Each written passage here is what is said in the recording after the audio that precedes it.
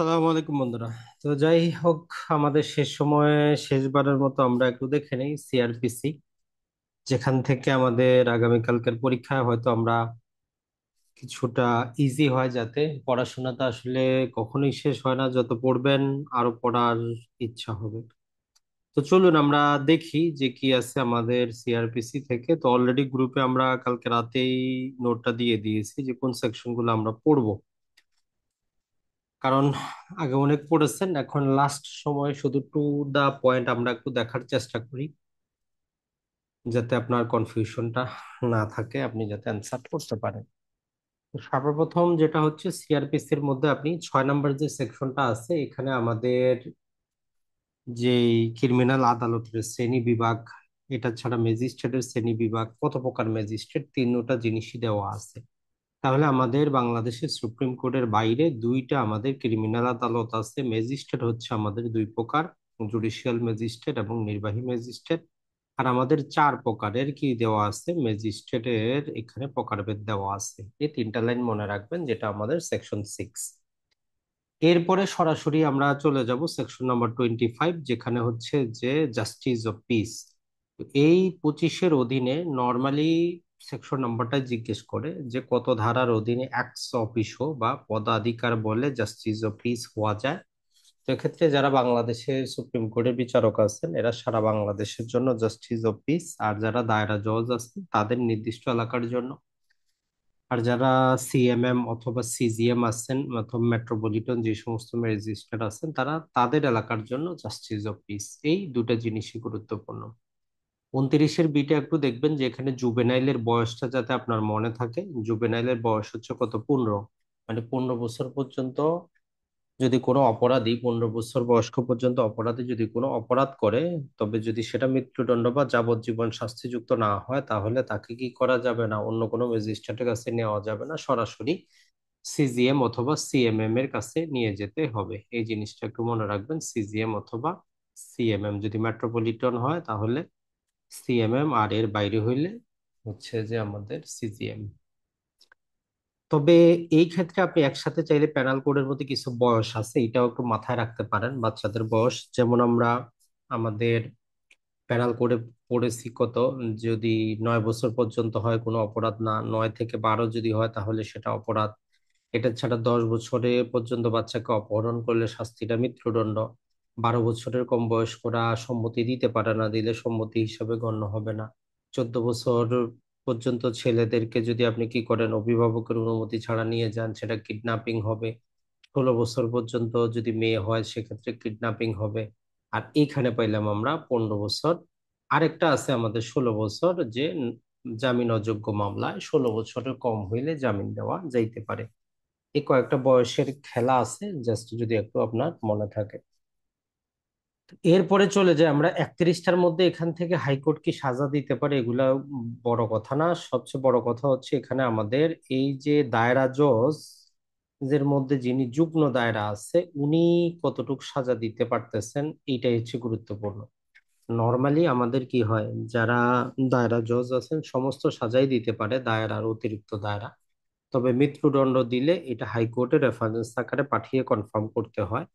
আর যেই আমাদের joint session জজ আছেন, উনি 10 বছর পর্যন্ত কারাবাসটা দিতে পারে, এর বেশি উনি পারেন না। এটাই একটু মনে রাখবো স্পেশালি। এরপরে ম্যাজিস্ট্রেটদের ক্ষেত্রে আমরা বলেছি চারটা, একটু মনে রাখবেন যে একটা চার্ট আপনাদেরকে আমরা পড়িয়েছি, যে ফার্স্ট ক্লাস, সেকেন্ড ক্লাস এবং থার্ড ক্লাস। তো ফার্স্ট ক্লাস 4 প্রকারের শাস্তি দিতে পারে, সেটা 5 বছর পর্যন্ত কারাবাস, 10,000 টাকা পর্যন্ত জরিমানা, বেত্রাঘাত এবং সলিটারি কনফাইনমেন্ট। এই সেকেন্ড ক্লাস 3 প্রকারের পারে, তার মধ্যে হচ্ছে যে 3 বছর পর্যন্ত কারাবাস, 5,000 টাকা জরিমানা এবং হচ্ছে যে সলিটারি কনফাইনমেন্ট। আর থার্ড ক্লাস 2 বছর পর্যন্ত কারাবাস, 2,000 টাকা জরিমানা এবং হচ্ছে যে উনি সলিটারি কনফাইনমেন্ট অথবা বেত্রাঘাত কোনো কিছুই দিতে পারে না। এই জিনিসটা একটু মনে রাখবেন। এরপরে 33টা একটু দেখবেন, সেটা হচ্ছে যে ম্যাজিস্ট্রেটরা অর্থদণ্ড অনাদায়ে যেই ডিফল্ট সেন্টেন্সটা দেয়, এই ডিফল্ট সেন্টেন্স আসলে উনি কতটুকু দিতে পারবেন, এই জিনিসটা একটু মনে রাখবেন, যেখানে আমরা জানি কি করতে পারবেন না, ডিফল্ট সেন্টেন্স দেওয়ার একটা নীতিমালা দেওয়া আছে, কয়েকটা জিনিস ওইগুলো একটু পড়ে নেবেন, যে এই ক্ষেত্রে কি হবে, ডিফল্ট সেন্টেন্স যদি দিতে যায় তার ক্ষমতার বাইরে হবে না। আর উনি যতটুকু ওনার ক্ষমতা, ওই ক্ষমতার 1/4 বেশি হবে না। এই জিনিসটা একটু মনে রাখবো, তার ক্ষমতার বাইরে যাবে না। দ্বিতীয়ত হচ্ছে যে 1/4 বেশি হবে না, এটা হচ্ছে অর্থদণ্ড অনাদায়ে যে শাস্তিটা সেটা। আর এই একই জিনিসটা আদালত হইলে আমরা কিন্তু পেনাল করে পড়ে এসেছি যে মূল অপরাধের শাস্তির 1/4 আর এখানে হচ্ছে ম্যাজিস্ট্রেটের যতটুকু শাস্তি দিতে পারে তার 1/4, পার্থক্য শুধু এটাই। 33-এর এটা জাস্ট একটু মনে রাখতে পারেন যে সরকার চাইলে কি করতে পারে, কিছু কিছু ম্যাজিস্ট্রেটদেরকে এডিশনাল কিছু ক্ষমতা দিতে পারে, যার মাধ্যমে তারা বিভিন্ন প্রকার, জাস্ট এইখানে আমরা 29-এর সি আরেকটা ছিল, জাস্ট সেকশনটা আসে নাই, 33-এর এর সাথে 29-এর সিটা একটু এখানে আপনারা একটু দেখে নেবেন, যে 29-এর সিতে ম্যাজিস্ট্রেটদেরকে এডিশনাল কিছু শাস্তি যেই অপরাধের বিচার করার জন্য দেওয়া যাইতে পারে। যেমন হচ্ছে যে সিজিএম এবং সিএমএম যারা আছে এদেরকে মৃত্যুদণ্ড ছাড়া যাবতীয় অপরাধের বিচার করার জন্য দেওয়া যাইতে পারে। আর ফার্স্ট ক্লাস ম্যাজিস্ট্রেটদেরকে যেটা করা যাইতে পারে সেটা হচ্ছে মৃত্যুদণ্ড, যাবজ্জীবন এবং 10 বছরের কম সাজাযুক্ত, 10 বছরের বেশি সাজা আছে এই অপরাধগুলা বাদ দিয়ে অন্য অপরাধের বিচার করার জন্য তাদেরকে সমাহিত করা যেতে পারে 29-এর সি এ। আর 33-এর এ বলতেছে যদি 29-এর সি এ ম্যাজিস্ট্রেটকে আমরা স্পেশাল ক্ষমতা দেই, তাহলে তারা কি করতে পারবে, 7 বছর পর্যন্ত কারাবাসটা দিতে পারবে। তাহলে 29-এর সি আর 33-এর এ, 29-এর সি এ ক্ষমতাপ্রাপ্ত হইলে 33-এর এ প্রয়োগ করে শাস্তিটা একটু বাড়াইতে পারবে। 35টা গুরুত্বপূর্ণ আমরা বুঝিয়েছি আমাদের ক্লাসে, তারপরও দেখবেন, সেটা হচ্ছে যদি একই বিচারে কি হয়, ব্যক্তি একটা ট্রায়ালের মধ্যে যদি একাধিক অপরাধ থাকে সেক্ষেত্রে আদালত আসলে তার শাস্তি দিতে পারবে কিনা, দিলে তার হিসাব নিকাশটা কিরকম হবে। হিসাবটা একটু মনে রাখবেন, যেটা কোনোভাবেই 14 বছরের বেশি হবে না। তাহলে এক ট্রায়ালে যতগুলো অপরাধের বিচার করা হোক 14 বছরের বেশি যাওয়া যাবে না আদালত হইলে। আর ম্যাজিস্ট্রেট হইলে তার ক্ষমতার দ্বিগুণের বেশি দিতে পারবে না, এইটা একটু মনে রাখবেন। তাহলে আদালত হইলে 14 বছরের বেশি দিতে পারবে না, আর ম্যাজিস্ট্রেট হইলে তার ক্ষমতার দ্বিগুণের বেশি দিতে পারবে না। আর যখন আমরা এই মামলাগুলোর জন্য আপিল হিসাব করব, তো তখন আমাদেরকে পৃথক পৃথক আপিল দায়ের করতে হবে না, একটা আপিল দায়ের করলেই যথেষ্ট। অর্থাৎ 4টা 5টা 6টা অপরাধে দণ্ডিত হয়েছে, তো এই জন্য ধরেন যে চুরির মামলা একটা, তারপরে অবৈধ প্রবেশের একটা, তো পৃথক পৃথক আপিল দায়ের করতে হবে না, একটা আপিল করলেই হয়ে যাবে। তো এটাই বলতেছে আমাদের 35। আর 35-এর এতে মনে রাখবেন যে আসামি যতদিন জেলে থাকে, যতদিন পুলিশ হেফাজতে থাকে, তাকে যদি শাস্তি দেওয়া হয়, শাস্তি আমরা কতদিন আর ভোগ করবে এটা ক্যালকুলেশন করার সময় তার গ্রেফতারের দিনগুলা, হেফাজতে থাকার দিনগুলা আমরা বাদ দিব। আর কারো যদি তার হেফাজতে থাকা দিনই অলরেডি বেশি হয়ে যায়, শাস্তি যদি কম হয়, তাকে সাথে সাথে মুক্তি দিতে হবে। অর্থদণ্ড যদি কিছু থাকে এগুলা অটোমেটিক মওকুফ হয়ে যাবে। এরপরে 36 আর 37 শুধু হেডিংটা দেখবেন, ভিতরে কিছুই নাই, যে ম্যাজিস্ট্রেটদের সাধারণ ক্ষমতা, আরেকটা হচ্ছে ম্যাজিস্ট্রেটদের এডিশনাল ক্ষমতা, কি কি ক্ষমতা ম্যাজিস্ট্রেটের উপর প্রয়োগ করা দিতে পারে, সরকার আরোপ করতে পারে। এরপরে চলে যাবেন 54 নম্বরে। এই 54 নম্বরটা খুবই গুরুত্বপূর্ণ, যেটা আমরা বলেছি যে ভিতরে পড়ে নিবেন যে কোন কোন ক্ষেত্রে ম্যাজিস্ট্রেট কি করতে পারে, সরি পুলিশ কি করতে পারে, কোনো প্রকার ওয়ারেন্ট ছাড়াই আপনারা গ্রেফতার করতে পারে।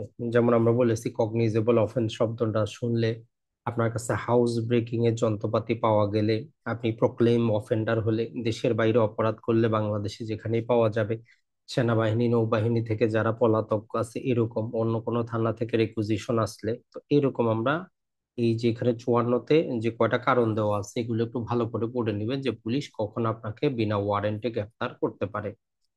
এরপরে 61-তে 24 ঘন্টা সময়টা মনে রাখবেন, যে 24 ঘন্টার বেশি আদালতের অনুমতি ছাড়া কি করবে না, কোনো পুলিশ আসামিকে পুলিশ হেফাজতে রাখবে না। আর এরপরে চলে যাবেন 68 আর 75। 68-তে হচ্ছে যে সমন, দেওয়ানি ফৌজদারি সমন, আর 75-এ হচ্ছে আমাদের গ্রেফতারি ওয়ারেন্ট। এখন এই সমন আর ওয়ারেন্টের মধ্যে মূল জিনিসটা মনে রাখবেন, যে সমন যে জিনিসটা, এইটার অনেকগুলা নিয়ম দেওয়া আছে, তো শেষ সময়ে এতগুলো আপনার পড়ার দরকার নাই। জাস্ট এই যে সমনটা আছে এটা কারা জারি করে, নর্মালি পুলিশ অফিসারের মাধ্যমেই এই কাজটা হয়। অথবা সরকার যদি অন্য কোনো ব্যক্তিকে নিয়োগ করে বা পাবলিক অফিসারের মাধ্যমে সমনটা জারি হবে, এতটুকুই যথেষ্ট।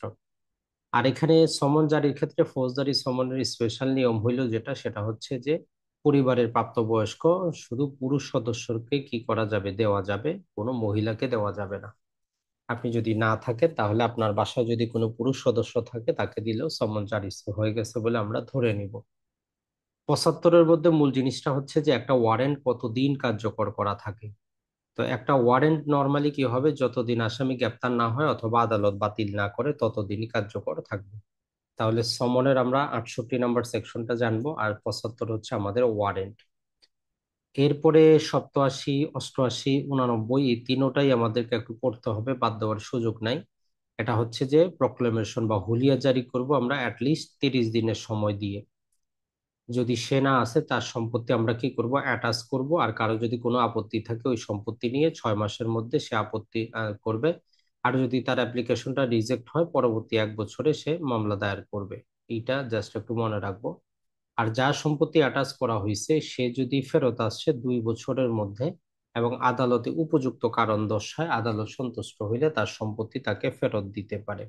তাহলে 87, 88, 89 এই তিনটাই গুরুত্বপূর্ণ। এরপরে 99 থেকে নিয়ে 99 জি পর্যন্ত এটা একটা কম্বাইন্ড প্যাকেজ। এটা হচ্ছে যে যদি কোনো পত্রিকা কোনো বই সরকার বাজেয়াপ্ত করে তার তার বিচার প্রক্রিয়া। তাহলে সরকার বাজেয়াপ্ত করে 99 এর ক্ষমতা বলে কি কারণে বাজেয়াপ্ত করে। তো এখানে আমাদের কিছু কথা বলা আছে যে কারণগুলা কি, যেমন রাষ্ট্রপতি, প্রধানমন্ত্রী, স্পিকার, প্রধান বিচারপতি এদের নিয়ে যদি কি করে, কোনো প্রকার মানহানিকর বক্তব্য প্রকাশ করে বা ও বইয়ে থাকে। এটা ছাড়া আমরা যদি দেখি, যদি কোনো বইয়ের মধ্যে এমন কন্টেন্ট থাকে যেটা দ্বারা কগনিজেবল অফেন্স করার মতো কি হয়, মানুষ উত্তেজিত হয়, অর্থাৎ বিভিন্ন কারণবশত সরকার একটা পত্রিকা বা বই কি করতে পারে, বাজেয়াপ্ত করতে পারে। তো এমসিকিউ আপনার আসতে পারে যে কত ধারার অধীনে সরকার কাজটা করে। 99 এ ধারার অধীনে। কত ধারার অধীনে ব্যক্তি প্রতিকার পাবে, 99 বি এর অধীনে। সরাসরি এর বিরুদ্ধে কি করতে হবে, হাইকোর্টে আপিল দায়ের করতে হবে সেট এর জন্য 2 মাসের মধ্যে। এটা একটু মনে রাখবেন। এখন 99 সিটাও একটু সাথে পড়ে নেবেন যে হাইকোর্টে এটা কিভাবে শুনানি হবে।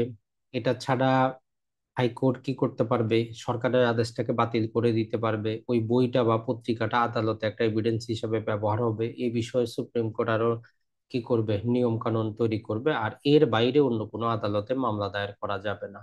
তাহলে 99 এ থেকে নিয়ে 99 জি পর্যন্ত এই টোটালটা জাস্ট এক লাইনে একটার পর একটা পড়ে রাখবেন। মাঝে মধ্যে এখান থেকে কিন্তু একটা এমসিকিউ হয়।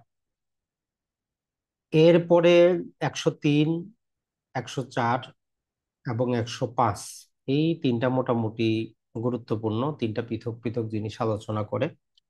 সেটা হচ্ছে যে অবশ্যই অবশ্যই কি করতে হবে, পুলিশ বা ম্যাজিস্ট্রেট যে তল্লাশিগুলো করতেছে এখানে 2 জন স্থানীয় লোক লাগবে যারা উপস্থিত থাকবে, যারা সাক্ষ্য দিবে যে হ্যাঁ এখানে কি কি পাওয়া গেছে।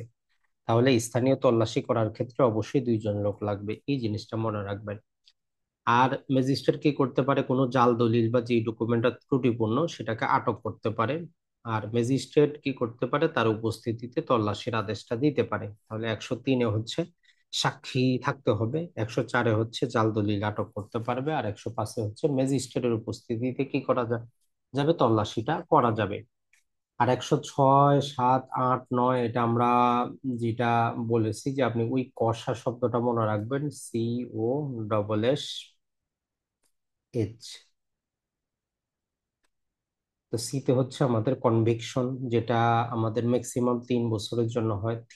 তিন যেহেতু আমরা লিখলাম 1, 2, 3, 3, 3, 3, এটাই আমাদের জন্য যথেষ্ট। তো এটা হচ্ছে কনভিকশন। এটা হচ্ছে যে যদি কেউ জুডিশিয়াল ম্যাজিস্ট্রেট দ্বারা বিচারিক আদালতে কনভিকশন করার পরেও কিছু হ্যাবিচুয়াল অফেন্ডের কারণে মুক্তি পাওয়ার পর সে বন্ড সিগনেচার করে আসে যে আগামী 3 বছর সেই কাজগুলা করবে না।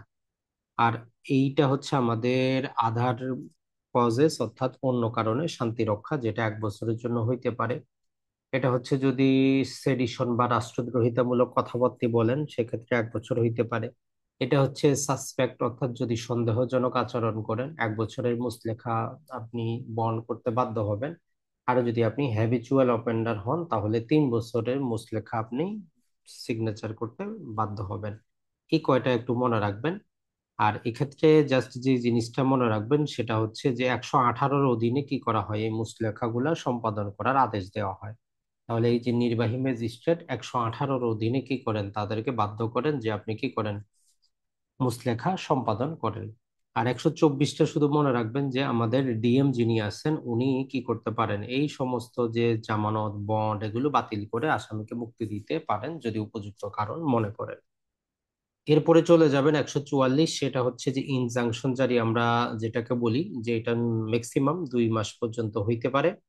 এটা করা হয় মূলত যাতে আইন শৃঙ্খলার অবনতি না হয়, বিরোধীয় বিষয়েতে যাতে মানুষ ঘৃণা করে প্রবেশ না করে। তো 144টা হচ্ছে নির্বাহী ম্যাজিস্ট্রেট কর্তৃক ইনজাংশন জারি করা, নিষেধাজ্ঞা জারি করা। আর 145টা একটু ভালো করে মনে রাখবেন, সেটা হচ্ছে যে আমাদের ইমুভেবল প্রপার্টি নিয়ে যদি কোনো বিরোধ হয় আর ওই বিরোধে যদি শান্তি শৃঙ্খলার অবনতির আশঙ্কা থাকে, সেক্ষেত্রে যদি কোনো ব্যক্তিকে সম্পত্তি থেকে উচ্ছেদ করা হয়, বিতাড়িত করা হয়, 2 মাসের মধ্যে যদি উনি মামলাটা দায়ের করেন, তাহলে এ ধারার অধীনে তার সম্পত্তি উনি ফেরত পাইতে পারেন। তো 145-এর অধীনে মামলা করলে ম্যাজিস্ট্রেট কি করবেন, উভয় পক্ষকে নোটিশ করবেন, নির্দিষ্ট দিনে আসার জন্য বলবেন। তো কে দখলে ছিল গত 2 মাসে সেটা যাচাইয়ের জন্য একটা ইনকোয়ারি করতে পারেন। আর যদি উনি দেখেন যে আসলে প্রকৃতপক্ষে ব্যক্তি দখলে ছিল, তাহলে উনি তার দখলটা তাকে ফেরত দিবেন। আর যদি উনি সিদ্ধান্তে পৌঁছাইতে না পারেন, 146 বলতেছে যে আসলে দখলে কে ছিল, তাহলে উনি কি করবেন, সম্পত্তিটা কোপ করে একজন রিসিভার নিয়োগ করে দিবেন এবং যারা দাবি করতেছিল তাদেরকে বলবেন যে দেওয়ানি আদালতে মামলা দায়ের করে মালিকানা প্রতিষ্ঠা করার জন্য। আর 147-এ আমাদের যে ইমুভেবল প্রপার্টি ব্যবহারের যে অধিকার বা ইজমেন্ট রিলেটেড কথাবার্তা বলে, যে যদি প্রতিদিন বা প্রতি সময় প্রয়োগযোগ্য কোনো অধিকার হয়, গত 3 মাসে যদি আপনি প্রয়োগ না করেন তাহলে এ ধারার প্রতিকার পাবেন না। আর যদি বছর বছর বা কোনো এক সময় কোনো একটা উপলক্ষে ব্যবহারযোগ্য সুখাধিকার হয়, গতবার যদি প্রয়োগ করেন তবেই এ ধারায় অগ্রসর হবে, না হলে কিন্তু হবে না। আর এইগুলা করার জন্য লোকাল ইনকোয়ারি হইতে পারে, বিচার যিনি ম্যাজিস্ট্রেট আছেন উনি সরজমিনও আসে তদন্ত করে রিপোর্টটা দিতে পারেন। এই পর্যন্তই আমাদের যথেষ্ট। 154 এফআইআর দায়ের হয় 154 ধারায়, এতটুকু মনে রাখবেন, কগনিজেবল মামলার। আর এফআইআর এর মানে হচ্ছে ফার্স্ট ইনভেস্টিগেশন রিপোর্ট, প্রাথমিক তথ্য বিবরণী। আর যেটা মনে রাখবেন, নন কগনিজেবল মামলার ক্ষেত্রে আমাদের কি হয় না, কোনো এফআইআর দায়ের হয় না, ম্যাক্সিমাম একটা রিপোর্ট তারা লিখতে পারে, এতটুকুই। 156-র অধীনে ইনভেস্টিগেশন কি করে, যে ইনভেস্টিগেশন অফিসার আছে, আদালতের অনুমতি ছাড়াই এফআইআর এর ক্ষেত্রে তারা কি করতে পারবে, আসামিকে গ্রেফতার যাবতীয় কিছু করতে পারবে, জাস্ট এতটুকু মনে রাখবেন। আর 157 মনে রাখবেন, যদি কোনো অপরাধ নিয়ে পুলিশ সাসপেক্ট হয় যে এরকম একটা ঘটনা ঘটছে কিন্তু কোনো পক্ষ মামলা দায়ের করে নাই, কেউ কোনো সংবাদ দেয় নাই, কিন্তু পুলিশের নিজে থেকে সন্দেহ হচ্ছে, তখন পুলিশ কি করতে পারে, ইনভেস্টিগেশনটা শুরু করতে পারে। জাস্ট এতটুকু মনে রাখবেন 157। এরপরে চলে যাবেন 164-তে, যে আসামি যদি কোনো দোষ স্বীকার করে কনফেশনটা, যেমন আমরা সাক্ষ্য আইনে পড়েছি এই কনফেশন, অথবা কোনো ব্যক্তি যদি কোনো স্টেটমেন্ট দিতে চায়, তাহলে 164 ধারায় দুইটা জিনিস কি করা হয়, রেকর্ড করা হয়, কোনো ব্যক্তির বক্তব্য অথবা কোনো ব্যক্তির কোনো অপরাধ স্বীকার। তো এটা করবে কে, ফার্স্ট ক্লাস ম্যাজিস্ট্রেট, এটা মনে রাখবেন, অথবা সেকেন্ড ক্লাস যদি স্পেশালি ক্ষমতাপ্রাপ্ত হয়। এই যদি 164-র অধীনে যে ম্যাজিস্ট্রেটরা যে সমস্ত স্বীকারোক্তি গ্রহণ করবেন, তার প্রসেসটা মনে রাখবেন, যে উনি আসামিকে জানাবেন যে উনি এই ম্যাজিস্ট্রেট, উনি এই জন্য আসছেন, উনি দোষ স্বীকারের বাধ্য না, যদি দোষ স্বীকার করেন এটা তার বিরুদ্ধে আদালতে ব্যবহার করা হবে। এই কথাটা একটু জাস্ট একটু মনে রাখবেন। 167 বলে যেটা, সেটা হচ্ছে যে কি করবে একজন পুলিশ অফিসার, ইনভেস্টিগেশন যদি কি করা যায় 24 ঘন্টা শেষ করা না যায়, তখন উনি ম্যাজিস্ট্রেটের কাছে নিয়ে যাবেন। তো কোন ম্যাজিস্ট্রেট, এটাও ফার্স্ট ক্লাস অথবা সেকেন্ড ক্লাস স্পেশালি ক্ষমতাপ্রাপ্ত। তো এদের কাছে গিয়ে রিমান্ডের আবেদন করতে পারেন। ওই রিমান্ডটা তারা সর্বোচ্চ ম্যাক্সিমাম 15 দিন পর্যন্ত, এই শব্দটাই আসে যে কতদিন পর্যন্ত ম্যাক্সিমাম রিমান্ডটা হইতে পারে, 15 দিন। আর এই ক্ষেত্রে আরো যেটা বলতেছে, যদি 120 দিনে তদন্ত সম্ভব, যদি করা যদি সম্ভব না হয়, শেষ করা সম্ভব না হয়, তাহলে আসামিকে রিলিজ করতে পারেন, অর্থাৎ জামিন দিতে পারেন। তবে যদি মৃত্যুদণ্ড বা যাবজ্জীবন সাজাপ্রাপ্ত অপরাধ হয়, তাহলে উনি কি করবেন না, ম্যাজিস্ট্রেট জামিনটা দিবেন না, এতটুকু মনে রাখবেন। এরপরে 169, সেটা হচ্ছে যে যদি পুলিশ মনে করে যে আসামির বিরুদ্ধে যথোপযুক্ত সাক্ষ্য প্রমাণ নাই, 169-এর অধীনে পুলিশ আসামিকে বিগিল বা জামিনে মুক্ত করতে পারে। 172টা মনে রাখবেন, সেটা হচ্ছে যে একটা পুলিশ ডায়েরি থাকবে, কেস ডায়েরি থাকবে। তো কেস ডায়েরিতে যাবতীয় কিছু লেখা থাকে যে ওই ঘটনাটা কবে ঘটলো, এই ঘটনার সাসপেক্ট কারা, ঘটনা থেকে কি কি উদ্ধার করা গেল, এইটা পুলিশ ব্যবহার করে। আর এই পুলিশ ডায়েরির সাক্ষ্যগত কোনো ভ্যালু নাই, তবে আমরা মামলার কন্ট্রাডিকশন করার জন্য এই পুলিশ ডায়েরিটা ব্যবহার করতে পারবো। 173, পুলিশ কি করবে, একটা পুলিশ রিপোর্ট দিবে। প্রচলিত ভাষায় আমরা বলি যে যদি অপরাধের অস্তিত্ব থাকে চার্জশিট, আর যদি না থাকে চূড়ান্ত রিপোর্ট। এখন এই যে নারাজি পিটিশন যেটা প্রচলিত আছে, নর্মালি আইনের ভাষায় নারাজি পিটিশন বলে কিছুই নাই, তারপরও প্রচলিত শব্দে যদি আসে আপনার নারাজি পিটিশন, এই 173-এর অধীনেই দেওয়া হয়। অর্থাৎ রিপোর্টটা যাওয়ার পরে যদি আপনি সন্তুষ্ট না হন, সেক্ষেত্রে আপনি 173-এর অধীনে কি করতে পারেন, আবেদন করতে পারেন। এরপরে 174টা হচ্ছে যে কিছু কারণে যদি কাউকে কি করে, কেউ যদি আত্মহত্যা করে, অন্য কোনো ব্যক্তি মেরে ফেলে, অথবা রোড অ্যাক্সিডেন্টে মারা যায়, অথবা প্রাণী দ্বারা কি হয়, হত্যা হয়, এই সমস্ত ক্ষেত্রে একটা কি করা হবে, যে রিপোর্ট তৈরি করা হয়, যাকে আমরা বলি যে ইনকোয়েস্ট রিপোর্ট। তো ওই ইংরেজি শব্দটা মনে রাখবেন, ইনকোয়েস্ট রিপোর্ট। তো এই 174-এর অধীনে ইনকোয়েস্ট রিপোর্টটা তৈরি করে নিকটবর্তী যিনি দায়িত্বপ্রাপ্ত নির্বাহী ম্যাজিস্ট্রেট আছেন তাকে ইনফর্ম করে। তাহলে এই ক্ষেত্রে হচ্ছে নির্বাহী ম্যাজিস্ট্রেট, এটা মনে রাখবেন। আর 176-এর ক্ষেত্রে যেটা বলতেছে সেটা হচ্ছে যে এই 176-এর অধীনে বিচারক যেটা করতে পারেন, ম্যাজিস্ট্রেট যেটা করতে পারেন, যদি পুলিশ হেফাজতে ব্যক্তি মারা যায়, তাহলে উনি 176-এর অধীনে নিজেই একটা কি করতে পারেন, এইখান থেকে ইনকোয়ারিটা করতে পারেন। অথবা এই যে 174-এর অধীনে পুলিশের যে ইনকোয়েস্ট রিপোর্টটা তৈরি করলো, এটা নিয়ে যদি কেউ আপত্তি তোলে, কোনো যদি সন্দেহ হয়, উনি নিজে ইনকোয়ারিটা করতে পারেন। আর এইখান মধ্যে একটা কথা বলা আছে যে পাওয়ার টু ডিসইন্টার পারপাস, মানে কবর থেকে লাশ উত্তোলনের ক্ষমতাটা কার, এটা মাঝে মধ্যে এমসিকিউতে আসে। তো নর্মালি এই ক্ষমতাটা হচ্ছে কি আমাদের এক্সিকিউটিভ ম্যাজিস্ট্রেটের।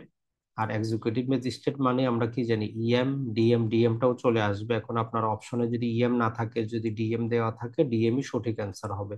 তার মানে কবর থেকে লাশ উত্তোলনের ক্ষমতা হচ্ছে নির্বাহী ম্যাজিস্ট্রেটের। তবে আদালত কিন্তু আদেশ দেয়, দেখবেন যে বিভিন্ন মামলার প্রয়োজন হলে আদালত আদেশ দেয়, ওই আদেশে নির্বাহী ম্যাজিস্ট্রেট কি হন, সেখানে উপস্থিত হন।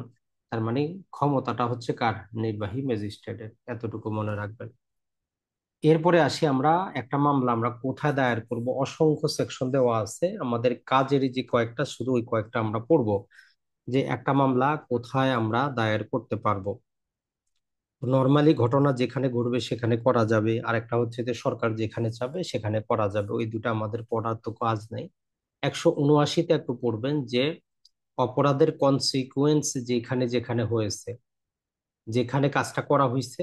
যেমন আপনি ঢাকায়, আপনি চট্টগ্রামে অ্যাক্সিডেন্ট করছেন, আপনারে ঢাকায় উন্নত চিকিৎসার জন্য আনা হয়েছে, আপনি ঢাকায় মারা গেছেন, তাহলে আপনার মামলাটা ঢাকায়ও করা যাবে, চট্টগ্রামেও করা যাবে। অর্থাৎ মামলা যেখানে ঘটছে অথবা তার ফলাফল যেখানে গিয়ে হয়েছে, এটা। আর 180টা হচ্ছে যে মামলার রিলেশন যেখানে যেখানে আছে। অর্থাৎ বাংলাদেশে ধরেন যে 10টা জেলা থেকে 10জন ব্যক্তি মিলে একটা ষড়যন্ত্র করে একটা অপরাধ করলো, তাহলে ওই 10 জেলায় কি করা যাবে, মামলাটা দায়ের করা যাবে, কোনো সমস্যা নেই। আর 183টা হচ্ছে যাত্রাপথে বা জার্নিতে যদি কোনো প্রকার অপরাধ হয়, যেমন আপনি ঢাকা থেকে কক্সবাজার যাচ্ছেন, এখন এই ঢাকা থেকে আপনার কক্সবাজারের পথে যদি কোনো আপনার কি হয়, অপরাধ সংঘটিত হয়, আপনি এই ঢাকার পরে যাওয়ার পথে যে রাস্তাগুলা পড়বে, কুমিল্লা বলেন, ফেনী বলেন, চট্টগ্রাম বলেন, কক্সবাজার, প্রতিটা যে কোনো জায়গায় আপনি করতে পারবেন। মানে ওই যাত্রাপথটা যেই যেই জেলার উপর দিয়ে যাচ্ছে, সেই সেই জেলায় যে কোনো জায়গায় আপনি দায়ের করতে পারবেন, সমস্যা নেই। আর 188টা একটু পড়ে নেবেন, সেটা হচ্ছে বাংলাদেশের বাইরে যদি কেউ অপরাধ করে আসে তারপরে বাংলাদেশে আসে, তাহলে বাংলাদেশে যেখানেই পাওয়া যাবে সেখানেই তার বিচার করা যাবে, নির্দিষ্ট কোনো কি থাকবে না, তার জন্য বাধ্যবাধকতা থাকবে না। এরপরে আমরা ম্যাজিস্ট্রেটদের মামলা আমলে নেওয়াটা, cognizance by offence of magistrate, এক্ষেত্রে তিনটা জিনিস মনে রাখবো, যে তারা নালিশের মাধ্যমে মামলা আমলে নেন, পুলিশ রিপোর্টের মাধ্যমে নেন, অথবা নিজে থেকে নেন। তাহলে একজন ম্যাজিস্ট্রেট তিন ভাবে একটা মামলা আমলে নিতে পারেন। তো নর্মালি আমরা কি জানি, ফার্স্ট ক্লাস ম্যাজিস্ট্রেটরা সাধারণ ক্ষমতা হচ্ছে মামলা আমলে নেওয়া। তাহলে প্রথম শ্রেণীর ম্যাজিস্ট্রেটের সাধারণ ক্ষমতা, সে যে কোনো মামলা আমলে নিবে। আর সেকেন্ড ক্লাস ম্যাজিস্ট্রেট যদি হয়, সেক্ষেত্রে তাকে যদি সরকার স্পেশালি ক্ষমতা দেয়, তবেই সে নিজে থেকে নিজে কোনো মামলার আমলে নিতে পারবে।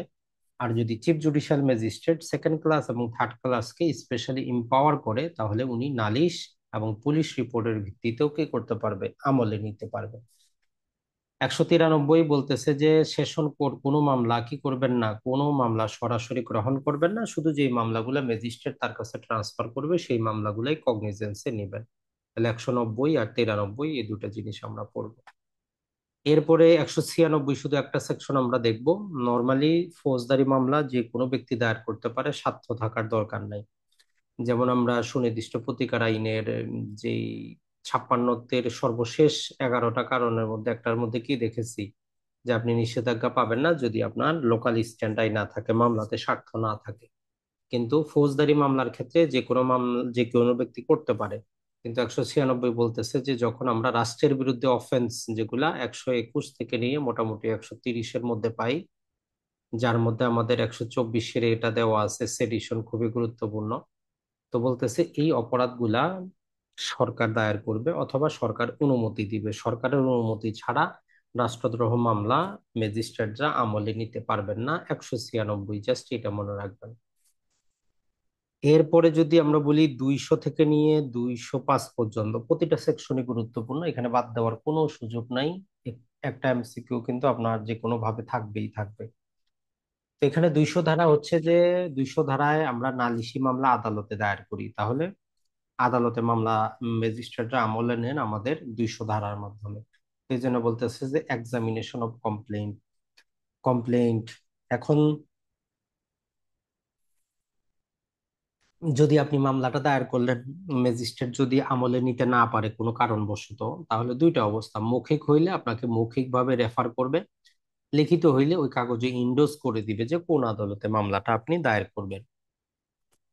102 বলতেছে যদি ম্যাজিস্ট্রেট আপনার যাবতীয় কিছু শোনার পর তার যদি মনে হয় যে আসলে এখনই আমার একটা সমন বা একটা ওয়ারেন্ট জারি করা উচিত না, আমি আগে একটা কি করে দেখি, আমি আগে একটা তদন্ত বা ইনভেস্টিগেশন করায় দেখি যে ঘটনার অস্তিত্ব পাওয়া যায় কিনা।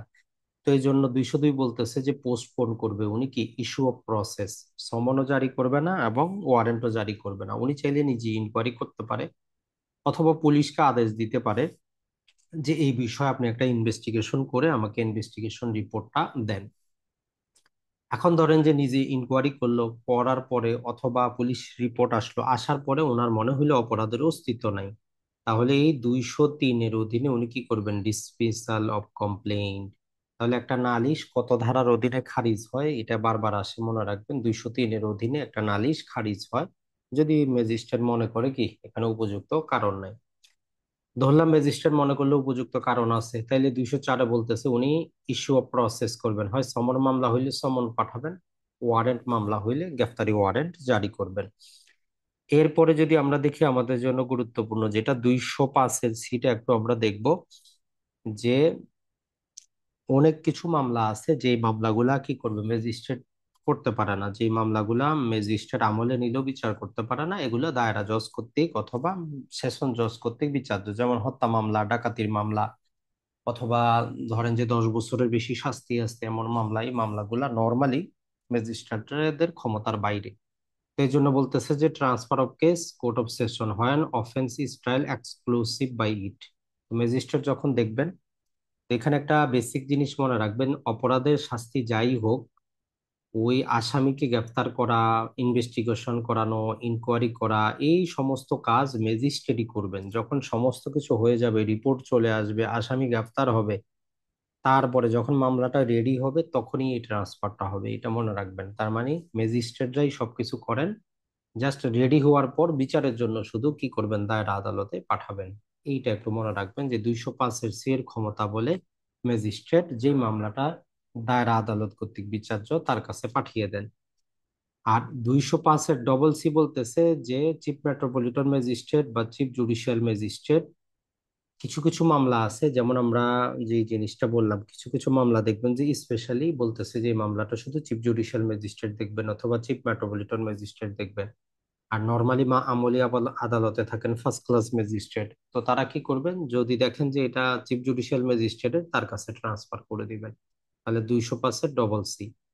আর সবচেয়ে গুরুত্বপূর্ণ যেটা 200 পাসের ডি, যেখানে আমাদের বলে যে যদি একই বিষয় একটা কমপ্লেইন বা নালিশ আদালতে দায়ের হয়, আর যদি একটা কি হয়, এফআইআর এর মাধ্যমে পুলিশ ইনভেস্টিগেশন যদি জারি থাকে একই অপরাধে, তো এরকম ক্ষেত্রে বলতেছে যদি আদালতের কাছে নোটিশ আসে তখন কি করবে, তো আদালত কি করবে, যেটা নালিশি মামলা, যেটা কমপ্লেইন, সেটাকে স্থগিত করবে। স্থগিত করে পুলিশকে বলবে পুলিশ রিপোর্ট দেওয়ার জন্য। যদি পুলিশ রিপোর্টে অপরাধের অস্তিত্ব যদি পাওয়া যায়, তাহলে দুইটা মামলা একই সাথে উনি বিচার করবেন। উনি ধরে নিবেন যে এই যে মামলাটা, যেটা নালিশি মামলা, যার একটা পুলিশ এফআইআর দায়ের হয়েছে, ওইখানে অপরাধের অস্তিত্ব পাওয়া গেছে, দুইটাকে একসাথে নিয়ে উনি এমন ভাবে মামলাটা চালাবেন মনে হবে যে কোনো নালিশ দায়ের হয় নাই, উনি একটা কি দেখতেছেন, জিআর মামলা দেখতেছেন। কিন্তু যদি ইনভেস্টিগেশনে দেখা যায় যে কোনো প্রকার অপরাধের অস্তিত্ব নাই, তাহলে উনি কি করবেন, এইটা বাদ দিয়ে নালিশি মামলা যেটা স্থগিত করেছিলেন ওইটা উনি কন্টিনিউ করবেন। তো তাহলে একসাথে দুইটা একই বিষয়ে দুই আদালতে মামলা কিন্তু চলতে পারে। কিন্তু যখন সংবাদ পাওয়া যাবে তখন রিপোর্টটা নিয়ে দেখা হবে যে পুলিশ কি বলতেছে, অপরাধের অস্তিত্ব আছে না নাই। যদি থাকে তাহলে দুইটাকে একসাথে করে ফেলবেন, যদি না থাকে তাহলে পুলিশের যে জিআর মামলা সেটা বাদ, আর সিআর মামলাটা কন্টিনিউ করবে। এটা হচ্ছে নিয়ম। এরপরে আমরা চলে যাব আমাদের চার্জ গঠনের ক্ষেত্রে। জাস্ট মাত্র 234টা আমরা পড়বো, যে 1 বছরে 3টা অপরাধ, এই তিনটা জিনিসটা মনে রাখবেন। 3টা অপরাধ যদি ব্যক্তি করে তাহলে কি করা যাবে, একসাথে তার চার্জটা গঠন করা যাবে। এরপরে যদি আমরা দেখি যে যদি কোনো অপরাধ, কোন অপরাধটা করেছে এটা নিয়ে যদি ডাউট হয়, ডাউটস এর সৃষ্টি হয়, তাহলে বলতেছে যে প্রতিটার ব্যাপারে উনি কি করবেন, চার্জ গঠন করবেন পৃথক পৃথক। এখন ধরেন যে একটা জিনিস যদি এমন হয় যে জিনিসটা সে চুরি করছে না ক্রিমিনাল মিস অ্যাপ্রোপ্রিয়েশন করছে, চার্জ গঠন করার সময় সন্দেহ হইলে চুরিরও পৃথক চার্জ গঠন করবেন, একই অপরাধে ক্রিমিনাল মিস অ্যাপ্রোপ্রিয়েশনেরও কি করবেন, চার্জ গঠন করবেন। আর আমরা পেনাল করলে অলরেডি পড়ে এসেছি, যদি ডাউট সৃষ্টি হয় শাস্তি দিবেন কোনটাতে, যেটার ধরেন যে এইটার মধ্যেই চার্জ গঠন হইলো। এখন এটা ধরেন যে দুইটাই উনি প্রমাণিত হচ্ছে, তো একই বিষয়তে দুইটাতে ওরা শাস্তি দিতে পারবেন না। তাহলে যেইটার শাস্তি কম সেইটার মধ্যে গিয়ে উনি কি করবেন, পানিশমেন্টটা দিবেন, কিন্তু চার্জ দুইটারই গঠন করবেন। করার পরে সাক্ষ্য প্রমাণের ভিত্তিতে উনি যখন তারপরে কনফিউশনে থাকবেন যে এটা ঘটলো না এটা ঘটলো, অপরাধ তো একটা সংঘটিত হয়েছে, তখন যেটা শাস্তি কম ওইটাতে দিবেন, যেটা আমরা পেনাল করে পড়ে আসছি 73-এ। এরপরে 237টা একটু দেখার চেষ্টা করবেন, সেটা হচ্ছে যে when a person is charge with one offence he can be convict another. একজন ব্যক্তিকে ধরেন যে ধর্ষণ মামলায় অভিযুক্ত করে চার্জশিট গঠন করা হয়েছে, দিন শেষে প্রমাণ হইল যে সে ধর্ষণ করে নাই, তবে সে কি করছে, মহিলার মডেস্টি হরণ করছে, অর্থাৎ হয়তো তার কাপড় চোপড় ছিঁড়ে দিচ্ছে অথবা তার শরীরে অনুমতি ছাড়াই স্পর্শ করছে, এরকম প্রমাণিত হয়েছে। তাহলে এটার জন্য পৃথক চার্জ গঠন করতে হবে না। তো এই জন্য বলতেছে যে যখন আপনার জন্য কি একটা নির্দিষ্ট চার্জ গঠিত হয়েছে, আপনাকে অন্য চার্জেও কনভিকশনটা করা যাবে, সমস্যা নেই। এরপরে যদি দেখি 240টা সবচেয়ে বেশি গুরুত্বপূর্ণ, এটাতে বলতেছে যদি কি করা হয়, আপনার বিরুদ্ধে একটা দুইটা তিনটা চার্জ গঠন করা হয়েছে, এখন আদালত একটাকে কি করছে, রাষ্ট্রপক্ষ একটা প্রমাণ করছে, এটাতে আপনার কনভিকশন হয়ে গেছে, তাইলে বাকি চার্জগুলা চাইলে রাষ্ট্রপক্ষ তুলে নিতে পারে। আর যদি তুলে নেয় তাহলে ওইগুলা আপনার বিরুদ্ধে একুইটাল হবে, এগুলার আর আপনার বিচার করা যাবে না। এখন চলে আসি আমরা ম্যাজিস্টেরিয়াল বিচারের ক্ষেত্রে, তিনটা সেকশন পড়বেন, এই তিনটাই গুরুত্বপূর্ণ: 247, 248, 249। 247-এ বলে যে নালিশি মামলায় যিনি নালিশ করেছেন উনি যদি উপস্থিত না থাকেন, তাহলে মামলাটা আমরা কি হবে, আদালত কি করবে, এদেরকে ডিসচার্জ করে দিবে। আর এইটা একুইটালের সমান হবে। মামলা আপনি করছেন, আপনি আদালতে যাচ্ছেন না, তো আসামিকে আদালত মুক্তি দিয়ে দিবে, আর এটা হয়ে যাবে একটা কি, একুইটাল। এখন যদি আপনি কি করেন, উইথড্র অফ কমপ্লেইন, যদি আপনি আপনার যে অভিযোগ ছিল সেটা যদি তুলে নেন, এটার ফলাফল বলতেছে কি অ্যাকুইটাল হবে, খালাস হবে। আর এইটা আমরা বলেছি যে এইটা শুধুমাত্র জিআর মামলায় করা যাবে, যে বিচারক বা আদালত কি করতে পারে, রায় ঘোষণা ছাড়াই, কোনো প্রকার একুইটাল কনভিকশন করা ছাড়াই মামলার যে কোনো স্তরে, অ্যাট এনি স্টেজ মামলাটা স্থগিত করে আসামিকে মুক্তি দিতে পারে। এটা শুধু সম্ভব জিআর মামলায়। তাহলে জিআর মামলার ক্ষেত্রে 249 বলতেছে অ্যাট এনি স্টেজ, যে কোনো জায়গায় মামলার কার্যক্রম বন্ধ করে আসামিকে রিলিজ করে দিবে না। উনি অ্যাকুইটাল করবে না কনভিকশন করবে, কিছুই করবে না। অর্থাৎ এটা হচ্ছে একটা রাজনৈতিক হাতিয়ার, যখন কথা শুনবেন না আবার আপনাকে ওই মামলা ঢুকাবে, সমঝোতা করবেন, স্টপ করে বাইরে দিয়ে দিবে। তো এই তিনটা জিনিস আমাদের গুরুত্বপূর্ণ। আর 250টা একটু দেখতে পারেন শুধু, যে যদি আপনি ফলস, ফেবুলাস এবং ভেক্সেসিয়াস যদি আপনি অ্যাকুজিশন করেন, কোনো প্রকার মিথ্যা কিছু দাবি করেন, কোনো মামলা করেন, এক্ষেত্রে ওই যে 1,000 টাকা পর্যন্ত আপনার জরিমানার কথা বলা আছে, এটা অনাদায়ে আপনার 30 দিন পর্যন্ত জেল। আর এডিশনাল হিসাবে পরবর্তীতে এইটার সাথে আরো যে জিনিসটা দেওয়া আছে সেটা হচ্ছে যে সেখানে 6 মাস পর্যন্ত জেলের কথা বলা আছে, এবং সম্ভবত 3,000 টাকা, একটু দেখে নিবেন যে 3,000 টাকা পর্যন্ত শাস্তি।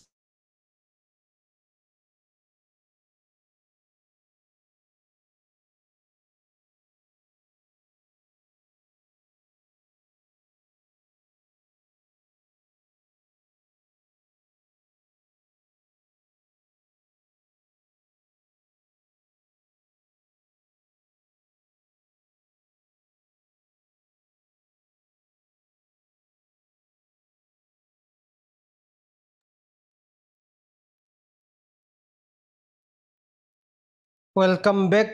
তো আমরা বাকি অংশটা একটু দেখি, টু দা পয়েন্ট। আসলে যত সংক্ষেপে আমরা করতে চাই, অনেক সেকশন শেষ করা আসলে সম্ভব হয় না। তো আমরা একটু বাকি অংশটা দেখি কি আছে আর আমাদের। এই 250 নম্বরে যে এডিশনাল, পরবর্তীতে কেউ যদি এই যে 1,000 টাকা পরিশোধ না করে, তার যে 30 দিনের পর্যন্ত জেল আছে, এর পাশাপাশি ইন অতিরিক্ত এডিশনাল হিসাবে তার সেখানে 3,000 টাকা পর্যন্ত জরিমানা, সাথে 6 মাস পর্যন্ত কারাবাস হইতে পারে। তো এটা একটু মনে রাখার চেষ্টা করবেন। আর আমরা সামারি ট্রায়ালটা সম্ভবত ক্লাসের সময় পড়াই নেই, এক্ষেত্রে জাস্ট মূল জিনিসটা মনে রাখবেন যে এই যে সামারি ট্রায়াল, এইটা শুধু ফার্স্ট ক্লাস ম্যাজিস্ট্রেটই করতে পারবে, অথবা স্পেশালি যদি কোনো ম্যাজিস্ট্রেট অফ ব্রাঞ্চকে ক্ষমতা দেওয়া হয়, তারাই শুধু সামারি ট্রায়ালটা করতে পারবে, এতটুকু মনে রাখবেন। আর সামারি ট্রায়ালের একটা লিমিটেশন হচ্ছে 2 বছরের বেশি সাজা এই আদালত থেকে আসবে না। তাহলে যখনই সংক্ষিপ্ত বিচার হবে, 2 বছরের বেশি সাজা এটার মধ্যে আসবে না, জাস্ট এতটুকু মনে রাখবেন। আর দায়রা আদালতের বিচার প্রক্রিয়ার মধ্যে তেমন কিছুই নেই এমসিকিউতে আসার মতো, তো টোটাল জিনিসটা আপনি বাদ দেন। তারপরে 339-এর বি চলে যান, যে ট্রায়াল ইন অ্যাবস্টেনশিয়া, আসামির অনুপস্থিতিতে বিচার। এইটা একটু মনে রাখবেন, এটা একটু ডিটেইলে পড়বেন যে কত ধারায় আছে। এই যে পত্রিকায় আপনাকে কি করতে হবে, দুটা পত্রিকায় আপনাকে বিজ্ঞাপন দিতে হবে, এই জিনিসটা একটু মাথায় রাখবেন, ট্রায়াল ইন অ্যাবস্টেনশিয়া। এরপরে কথা হচ্ছে যে একটা আদালত কি করবে, কত দিনের মধ্যে একটা মামলা ডিসপোজ করবে। ম্যাজিস্ট্রেট আদালত হইলে 180 দিন, দায়ের আদালত হইলে 360 দিন। এই জিনিসটা একটু মনে রাখার চেষ্টা করবেন। এরপরে যদি আমরা দেখি যে 340 জিনিসটা, সেটা হচ্ছে যে একজন আসামি ও যোগ্য সাক্ষী, জাস্ট এই হেডলাইনটা মনে রাখলেই যথেষ্ট। যে একজন আসামি, তার বিরুদ্ধে আনীত অভিযোগ সে নিজেই খণ্ডন করতে পারে, সে একজন যোগ্য সাক্ষী হবে। 342টা এতটুকু মনে রাখতে পারেন যে আসামিকে আদালত কি করতে পারে, তাকে যে কোনো সময় যে কোনো জিনিস কি করতে পারে, জিজ্ঞাসা করতে পারে, কোনো প্রকার পূর্ব সতর্কতা ছাড়াই। তবে সে যদি কোনো কিছুর উত্তর দিতে না পারে বা না চায়, এর মানে এই না যে সে অপরাধী, এই কনক্লুশনে যাওয়া যাবে না।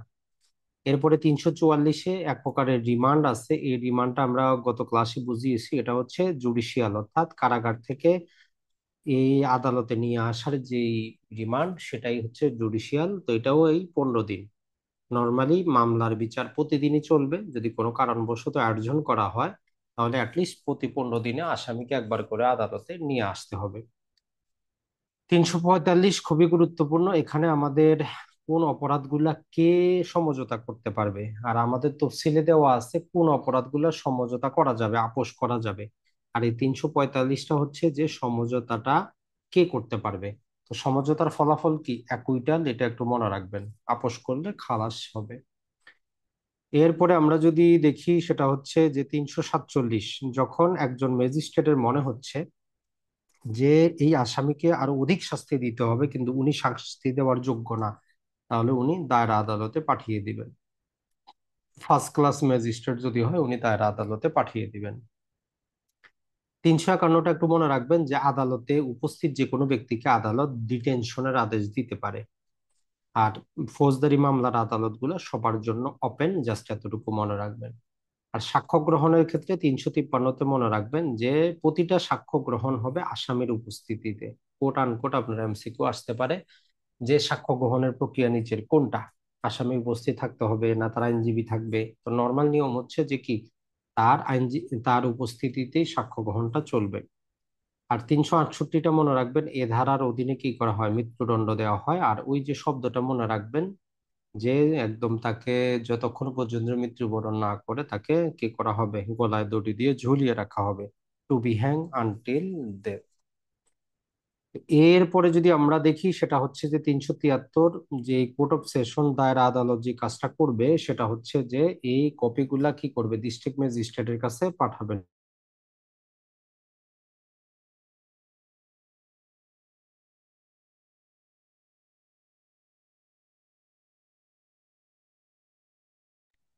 তাহলে এই যে 373 বলতেছে আমরা কি করব, সেশন কোর্ট যে আদালত আছে এরা কি করবে, রায়ের কপিটা ডিস্ট্রিক্ট ম্যাজিস্ট্রেট বরাবর পাঠাবেন।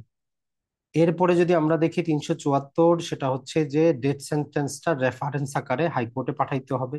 হাইকোর্ট সেখানে সিদ্ধান্ত নিবে, এডিশনাল কিছু যদি নেওয়ার দরকার হয় তারা নিবে। আর 376-এর অধীনে ওনারা কি করবে, কনফার্ম করে দিবে। আর যদি কোনো প্রকার প্রেগনেন্ট মহিলা হয় তাহলে 382-র অধীনে বলতেছে হাইকোর্ট এটা স্থগিত করবে, অথবা তার শাস্তিটা অন্য শাস্তিতে কনভার্ট করে দিবে। এরপরে 386-তে কিভাবে জরিমানাগুলো আদায় করা হবে তার নিয়ম কানুন বর্ণনা করা আছে। আর 401টা অবশ্যই পড়বেন যে সরকার কি করে ঈদের দিনে বিশেষ বিশেষ সময় কি করতে পারে, বিভিন্ন প্রকার আসামিকে মুক্তি দিতে পারে, ওই যে অপরাধ আছে অপরাধগুলোকে সাসপেন্ড করতে পারে অথবা রিমিট করতে পারে। আর 402 হচ্ছে পাওয়ার টু কমোট পানিশমেন্ট, শাস্তিটাকে অন্য শাস্তিতে কনভার্ট করে দিতে পারে। 402 এই ধারাটাকে কি প্রয়োগ করতে পারে, রাষ্ট্রপতিও প্রয়োগ করতে পারে। আর 403 হচ্ছে আমাদের ডবল জিওপার্ডি, এই জিনিসটা একটু মনে রাখবেন যে ডবল জিওপার্ডি, একবার যদি কেউ খালাস পায় অথবা দণ্ড দেওয়া হয় ওই অপরাধে দ্বিতীয়বার তার বিচার করা যাবে না। তো জাস্ট আর একটু 5 মিনিটের বিরতি নিব আসলে, ওয়ার্কিং আওয়ারে কাজ করাটা খুবই একটু দুরূহ ব্যাপার। জাস্ট 5 মিনিট আর একটু বিরতি নিচ্ছি, এখনই আসতেছি। আমরা যেটা দেখতেছিলাম সেটা হচ্ছে আমাদের আপিল রিলেটেড সেকশন গুলো আমাদের শুরু হয়েছিল, যে ফৌজদারি আপিলটা আমাদের কিভাবে হবে। তো এখান থেকে সরাসরি আপনি যেখানে যাবেন সেটা হচ্ছে যে আপনার নর্মাল 3-4টা আপিল আছে এগুলো বাদ দেন, একদম সরাসরি চলে যাব আমরা যে আমাদের 408-এ যুগ্ম দায়রা জজ, জয়েন্ট সেশন জজ এবং ম্যাজিস্ট্রেট অফ ফার্স্ট ক্লাস, এই যারা আছেন এদের আপিলটা, এদের বিরুদ্ধে আপিলটা আমরা কার কাছে দায়ের করব। তো 408 বলে যে এদের বিরুদ্ধে আমরা দায়রা জজের কাছে আপিলটা দায়ের করব। তবে এই সেশন জজের ক্ষেত্রে একটা কথা মনে রাখবেন, যখন উনি 5 বছরের বেশি শাস্তি দিবেন তখন আমাদেরকে হাইকোর্টে যাইতে হবে, এই শব্দটা একটু স্পেশালি মনে রাখবেন। আর পেনাল কোডের 124-এর রাষ্ট্রদ্রোহিতার শাস্তিটা যখন কোনো স্পেশাল ম্যাজিস্ট্রেট শাস্তি দিবেন এর বিরুদ্ধেও আমাদেরকে হাইকোর্টে যাইতে হবে। তাহলে 408 যুগ্ম দায়রা এবং ফার্স্ট ক্লাস ম্যাজিস্ট্রেটের বিরুদ্ধে দায়রা জজের কাছে, তবে 5 বছরের বেশি শাস্তি দিলে অথবা 124-এর অধীনে মামলা হইলে তখন হাইকোর্টে যাইতে হবে। এরপরে যদি আমরা দেখি সেটা হচ্ছে যে আমরা দায়রা জজ এবং অতিরিক্ত দায়রা জজের বিরুদ্ধে কার কাছে যাব। তো দায়রা জজ এবং অতিরিক্ত দায়রা জজ যদি শাস্তি দেয় তাহলে তার বিরুদ্ধে আপিলটা আমরা হাইকোর্টে দায়ের করব। তো 412 এবং 413 এই দুটো খুবই গুরুত্বপূর্ণ। এখানে বলে যে no appeal in certain cases when when accuse plead guilty, আসামি যদি দোষ স্বীকার যদি করে নেয় তাহলে এর বিরুদ্ধে আপিল চলবে না। তবে এক্সেপশন দেওয়া আছে, যদি লিগালিটি নিয়ে প্রশ্ন উঠে এবং এর পর্যাপ্ততা নিয়ে প্রশ্ন উঠে তখন আপিল করা যাবে, নর্মাল আসামি দোষ স্বীকার করলে আপিল দায়ের করা যায় না। এরপরে no appeal in petty case, এখানে বলতেছে যদি দায়রা আদালত 1 মাসের পর্যন্ত কোনো কারাবাস দেয় অথবা 50 টাকা পর্যন্ত জরিমানা করে এর বিরুদ্ধে কোনো আপিল চলবে না। তাহলে 1 মাস পর্যন্ত কারাবাস এবং 50 টাকা পর্যন্ত জরিমানা যদি হয় তাহলে কি কোনো আপিল চলবে না। তো সামারি ট্রায়ালের ক্ষেত্রে যদি 200 টাকা পর্যন্ত জরিমানা করে, তাহলে এই 200 টাকার বিরুদ্ধে কোনো আপিল চলবে না। এই অ্যামাউন্ট গুলো একটু মনে রাখবেন, কোনো না কোনো একটা উঠায় দেয়। এরপরে যদি আমরা দেখি আমাদের জন্য 415 এটাতে স্পেশাল একটা কথাবার্তা বলে। সেটা হচ্ছে, ধরেন যে একই বিচারে যদি 4 জন 5 জন কি থাকে, বিভিন্ন প্রকার আসামি থাকে, ওই একই ট্রায়ালে যেহেতু হচ্ছে, যদি কোনো একজন আপিল করার ক্ষমতা থাকে, যে কোনো এক কনভিকশন যদি পৃথক পৃথক হয়, একজন যদি আপিলের সুযোগ পায় বা একজন যদি আপিল করে, তাহলে ওই সুযোগটা বাকিদের অটোমেটিক হবে। অর্থাৎ 4 জন আসামির বিরুদ্ধে হয়তো রায়টা হয়েছে, আপিল করতে পারবে না তারা, কিন্তু একজনের বিরুদ্ধে যে শাস্তি দিচ্ছে ওইটা আপিল যোগ্য, তাহলে বাকি 4 জনও অটোমেটিক আপিল করতে পারবে। তো এটা একটা স্পেশাল নিয়মের মধ্যে আসতেছে, যে একই ট্রায়ালে যদি একজন আপিল করতে পারে, তাহলে বাকিরাও অটোমেটিক আপিল যোগ্য। যদি নাও হয়, যেমন 100 টাকা জরিমানা করা হয়েছে, 1 মাসের কারাবাস দেওয়া হয়েছে, সেটা নর্মালি আপিল যোগ্য না, কিন্তু সাথে যেহেতু আরো 3 4 জন ছিল, একজন আপিল করতে পারতেছে, তাহলে বাকিরাও আপিল করতে পারবে। 417 আর 417 এটা খুবই গুরুত্বপূর্ণ, মার্ক করে রাখেন, এটা অবশ্যই পড়বেন। সেটা হচ্ছে যে একুইটাল বা খালাসের বিরুদ্ধে আপিলটা আমরা তামাদি আইনের সাথে মিলিয়ে পড়বো, 6 মাসের মধ্যে করতে হবে। আর ফরিয়াদি করতে চাইলে 60 কর্মদিবসের মধ্যে করতে হবে। এই খালাসের বিরুদ্ধে আপিলটা আপনার এই সময়সীমাটাই বারবার চায়, ওর জন্য সময়সীমাটা মনে রাখবেন। এরপরে দণ্ড বাড়ানোর আপিল বা অপর্যাপ্ত দণ্ডের বিরুদ্ধে আপিল, যাকে আমরা বলতেছি যে ইনঅ্যাডিকুয়েট অফ সেন্টেন্স। তো এইটাও যদি ফরিয়াদি করুক আর রাষ্ট্রপক্ষ করুক, যেই করুক, 60 কর্মদিবসের মধ্যেই করতে হবে। এটা একটু মনে রাখবেন। আর 420-এ শুধু জেইল আপিল আছে, অর্থাৎ জেইলের মাধ্যমেও, জেইল অথরিটির মাধ্যমে যিনি অপরাধী অভিযুক্ত উনি কি করতে পারেন, আপিল দায়ের করতে পারেন।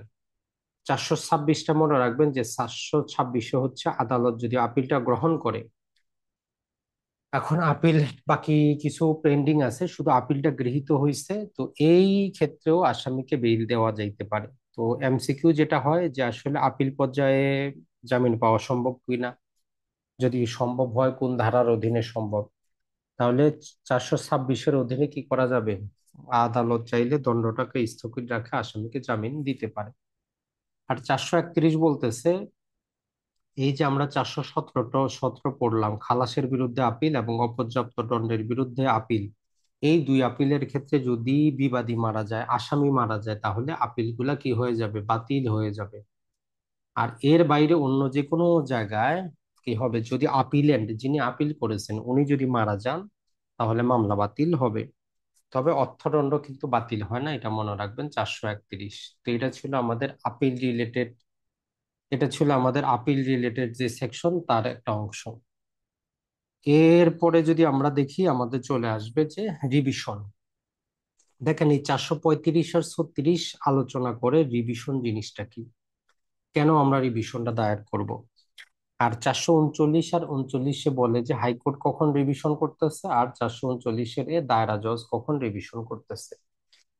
এখন এই যে পাওয়ার to call record of inferior court, নিম্ন আদালতের নথি তলব, এই নথিটা তলব করার যে কয়েকটা আমরা 3টা কারণ আপনাদেরকে দিয়েছিলাম, সেখানে যে লিগালিটি যাচাই করার জন্য, প্রপাইটির জন্য, আর কারেক্টনেস যাচাই করার জন্য। অর্থাৎ আমরা বলেছি ব্যাংকগুলোর নামের পেশে যেমন পিএলসি থাকে, পিএলসি মনে রাখবেন, প্রপাইটি, লিগালিটি এবং হচ্ছে কারেক্টনেস।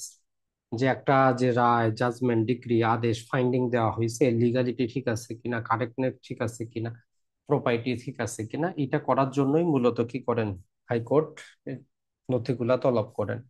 এখন চাইলে উনি অন্য কাউকে ইনকোয়ারিরও দায়িত্ব দিতে পারেন, নিজে করতে পারেন, অথবা কোনো ম্যাজিস্ট্রেটকে বা দায়রা জজকে বা ম্যাজিস্ট্রেটকে দায়িত্ব দিতে পারেন, যে আপনি একটু ইনকোয়ারিটা করে আমাকে পাঠান। আর 439-এ বলতেছে যে হাইকোর্ট ডিভিশন কি করতে পারে, এই 439-এর অধীনে ডিভিশন করে। তাহলে এমসিকিউ যদি আসে, হাইকোর্ট কত ধারার অধীনে করে, 439-এর অধীনে করে থাকে। দায়রা জজ কত ধারার অধীনে করে, 439-এর। এতটুকুই মনে রাখবেন, আর অন্য কিছু আমাদের তেমন দরকার নাই।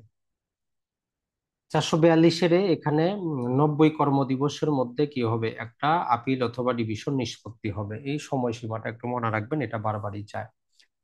491-তে চলে যাবেন, পরবর্তীতে হেবিয়াস কর্পাস প্রকৃতির আদেশ। আমরা জানি আমাদের সংবিধানে এক প্রকারের রিট আছে, হেবিয়াস কর্পাস মানে ব্যক্তিকে আদালতে উপস্থিত করা। এইরকম আদেশ কি করতে পারবে, আদালত দিতে পারবে। তো ওইখানে পাঁচটা কারণ আছে যে কোন পাঁচটা কারণে এই রিটের আদেশটা দিতে পারে। ওই পাঁচটা কারণ একটু দেখবেন, যে কোনো মামলায় কোনো কারণে তাকে আদালতে উপস্থিত হওয়া, এটা ছাড়া কেউ যদি জেলে কোনো বন্দী থাকে, সে যদি কোনো মামলায় সাক্ষী দিতে চায়, তাকে উপস্থিত করা। তো এইরকম পাঁচটা কারণ আছে। তো আপনি এই পাঁচটা কারণ একটু মনে রাখার চেষ্টা করবেন। আর কত ধারায় আছে আমাদের এই হেভিয়াস কর্পাস প্রকৃতির রিট, এইটা কিন্তু চলে আসে। তাই 491টা একটু মনে রাখবেন। 492 জাস্ট একটু মনে রাখবেন যে পাবলিক প্রসিকিউটর 492-এর অধীনে নিয়োগ দেওয়া হয়ে থাকে। আর যদি কোথাও নিয়োগকৃত না থাকে, তাহলে আমাদের যিনি ডিস্ট্রিক্ট ম্যাজিস্ট্রেট আছেন উনি যে কাউকে নিয়োগ দিতে পারবেন। আর যদি আমাদের এই পাবলিক প্রসিকিউটর কোনো, যদি কি করে, কোনো আসামির বিরুদ্ধে চার্জ যদি প্রত্যাহার করে, তো এখানে বলা হচ্ছে চার্জ গঠনের পূর্বে প্রত্যাহার করলে ডিসচার্জ হবে, আর চার্জ গঠনের পরে যদি প্রত্যাহার করে তাহলে অ্যাকুইটাল হবে। মানে আর দ্বিতীয়বার বিচার করা যাবে না। আর চার্জ গঠনের পূর্বে যদি মামলা তুলে নেয় তাহলে ডিসচার্জ হবে, মানে পরবর্তীতে আবার মামলা দায়ের করা যাবে। এরপরে জামিন রিলেটেড আমাদের তিনটা সেকশন আছে, তিনটাই পড়বেন, মোটামুটি বাদ দেওয়ার মতো কিছুই নেই। 496 হচ্ছে জামিনযোগ্য মামলা, 497 হচ্ছে জামিন অযোগ্য মামলা। তবে এই ক্ষেত্রে ওই যে আপনার 16 বছর, মহিলা, অসুস্থ, অক্ষম, এই চারটা জিনিস মনে রাখবেন। এবং মৃত্যুদণ্ড, যাবজ্জীবন সাজা যুক্ত হইলে উনি কি করবেন না, জামিন দিবেন না। এই জিনিসটা একটু মনে রাখবেন। আর 498-এর অধীনে আগাম জামিনটা কি করা হয়, গ্রান্ট করা হয়, এটা মনে রাখবেন। তবে এখানে আরেকটা জিনিস হচ্ছে যে বেইল বন্ড যেটা হয়, যেটা জামানত দেওয়ার জন্য আদেশ দেওয়া হয়, ওই জামানতের অ্যামাউন্টটা কমানোর যে আদেশ, সেটাও 498-এর অধীনেই করা হয়, এতটুকু মনে রাখবেন। ফৌজদারি মামলায় সাক্ষীর সাক্ষ্য গ্রহণ করার জন্য কমিশন ইস্যু করা যায় 503-এর অধীনে। তাহলে ফৌজদারি মামলায়, দেওয়ানি মামলায় ছিল 75 ধারা, আর ছিল আমাদের 26 নম্বর অর্ডার। তো এখানে হচ্ছে 503 নম্বর সেকশন, শুধু সাক্ষীর সাক্ষ্য গ্রহণ করার জন্য। 522-এর যেটা বলা হচ্ছে যে আমরা কি করতে পারবো, যদি কাউকে ক্রিমিনাল ইন্টিমিডেশন অথবা ক্রিমিনাল ফোর্স এর মাধ্যমে কি করা হয়, কোনো সম্পত্তি থেকে বেদখল করা হয়, আদালতে যদি এই অপরাধটা প্রমাণিত হয়, তাহলে বিচারক রায়ের 1 মাসের মধ্যে ওই ব্যক্তিকে তার সম্পত্তির দখলে ফেরায় দিবেন। 522। 523 যেটা, সেটা হচ্ছে মনে রাখবেন কি করতে পারে, পুলিশ যে কোনো প্রপার্টি নিতে পারে, আটকাইতে পারে। আমরা জানি 51 নম্বর সেকশনের অধীনে, এটা ছাড়া চোরাই মাল যেগুলো আছে এগুলো পুলিশ আটক করে। এই মালগুলা কতদিন পর্যন্ত কি করবে, তো এই ক্ষেত্রে যে নিয়মটা হচ্ছে যে এগুলা, যে সম্পত্তিগুলার প্রপার্টি বা মালিককে এগুলা জানা নাই, এগুলা যে আটক করা হইলো আননোন, এই ক্ষেত্রে তারা একটা পত্রিকায় হুলিয়া প্রকাশ করবে 30 দিনের, যে এই মোটরসাইকেলটা কার, কেউ যদি আসেন দাবি করে নিয়ে যান। তো 1 মাসের সময়সীমা দিবে, একটা হুলিয়া জারি করবে, কেউ যদি আসে ভালো, সে নিয়ে যাবে।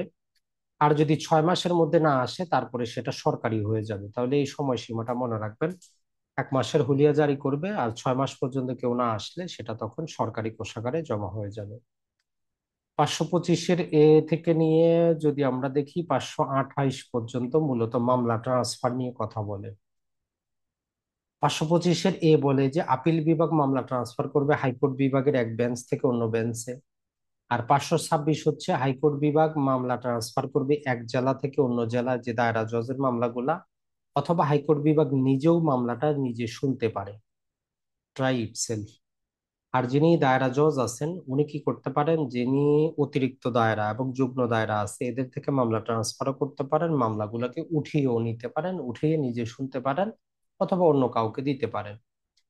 এরপরে যদি আমরা দেখি, যিনি চিফ মেট্রোপলিটন ম্যাজিস্ট্রেট বা চিফ জুডিশিয়াল ম্যাজিস্ট্রেট আছেন, উনি তার সাবঅর্ডিনেট আরো যে ম্যাজিস্ট্রেট আছেন এদের থেকে মামলাগুলো ট্রান্সফারও করতে পারেন, তুলিও নিতে পারেন। এক্ষেত্রে আমাদের জন্য গুরুত্বপূর্ণ এই 526টাই মনে রাখবেন, 526টাই গুরুত্বপূর্ণ। এখন এই 529টা একটু পড়বো, যে যদি কি হয়, যদি বিচারিক কাজে অনিয়ম ঘটে তাহলে কোনগুলা 9টা ক্ষেত্রে বিচার দ্বারা, কার্য দ্বারা বাতিল কি হবে না, হবে না। আর 18টা ক্ষেত্র আছে যে ক্ষেত্রে যদি এখতিয়ার না থাকে তারপরও ম্যাজিস্ট্রেট কোনো কাজ করে, তাহলে টোটাল প্রসিডিংটাই বাতিল হয়ে যাবে। এরপরে যদি ভুল জায়গায় যদি বিচার করে, মামলাতে কোনো প্রভাব পড়বে না। যদি 164 দ্বারা জবানবন্দিতে কোনো অনিয়ম ঘটে, কোনো সমস্যা নাই, সাক্ষ্য হিসাবে ব্যবহৃত হবে। চার্জ যদি চার্জ গঠন করা ছাড়াও যদি কাউকে বিচার শাস্তি দেওয়া হয়, এটা কি হবে না, অবৈধ হবে না। 539-এর বি বলে যে স্থানীয় পর্যবেক্ষণ করতে পারবে বিচারক নিজে গিয়ে। আর একটা আসামিকে কোথায় রাখা হবে এটা সরকার ঠিক করবে। আর যদি আমরা বলি আদালত কি করতে পারবে, জরিমানা থেকে ব্যক্তিকে কম্পনসেশন বা ক্ষতিপূরণের আদেশও দিতে পারবে। আর কোনো প্রকার মহিলা অথবা 16 বছরের কম বয়স্ক মেয়েকে কেউ যদি আটক করে রাখে, তাহলে তার অভিভাবকের কাছে হস্তান্তর করার আদেশ দিতে পারবে। এরপরে যদি আমরা দেখি, যেই মামলায় বিচারকের পার্সোনাল ইন্টারেস্ট আছে, সেই মামলা বিচারক আপিল আদালতের অনুমতি ছাড়া উনি শুনবেন না। এরপরে যদি দেখি আমরা, যিনি একবার ওই আদালতে কি অ্যাডভোকেট হিসাবে ছিলেন, উনি আদালতে ম্যাজিস্ট্রেট হিসাবে বসবেন না, মামলা শুনবেন না।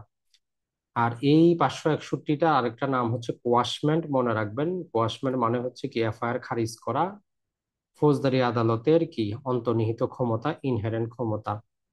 আর স্বামী কর্তৃক স্ত্রী দোষিত হইলে সেক্ষেত্রে বলতেছে যে স্পেশালি মামলাটা সিজিএম অথবা সিএমএম দেখবেন। এই হচ্ছে টোটাল আমাদের সিআরপিসির গুরুত্বপূর্ণ জিনিসগুলা। যদি প্রশ্ন থাকে